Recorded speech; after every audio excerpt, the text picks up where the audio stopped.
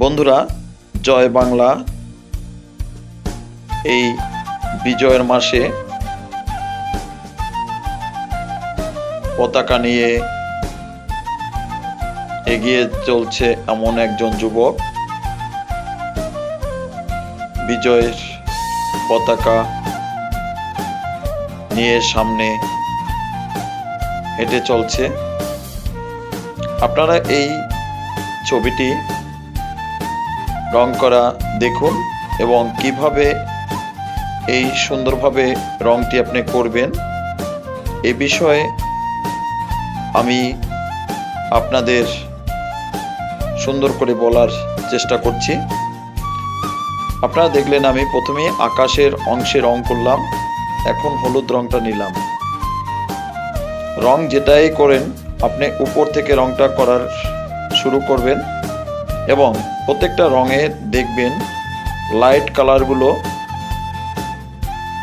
অন্য কোনো কালার লেগে নষ্ট হয়ে আছে কিনা।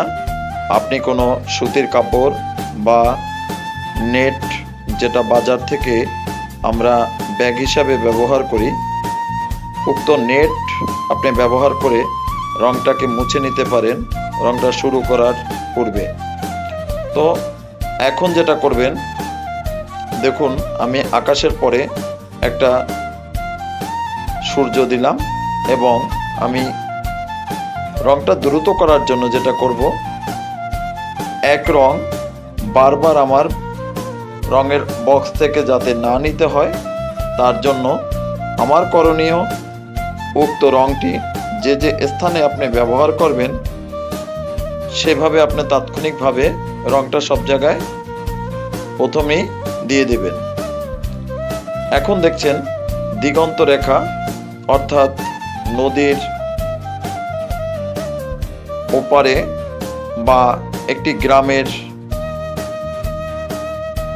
থেকে একটি মাঠ অতিক্রম করে অন্যদিকে যে গ্রামটা দেখা যায়, এই গ্রামের অংশটাকে আমরা স্পষ্ট দেখব না।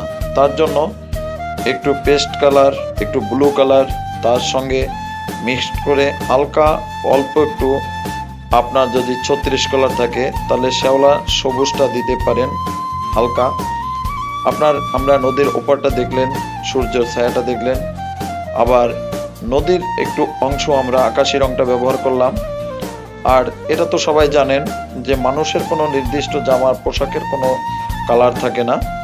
তো প্যান্ট বিশেষ করে যে ডার্ক কালারটা আমরা ছেলেরা ব্যবহার করি, এটা যেমন কালো বা ব্লু, আকাশি, অ্যাশ কালার, কয়েকটা কালার ছাড়া প্যান্টের কিন্তু কালার দিলে ভালো লাগে না।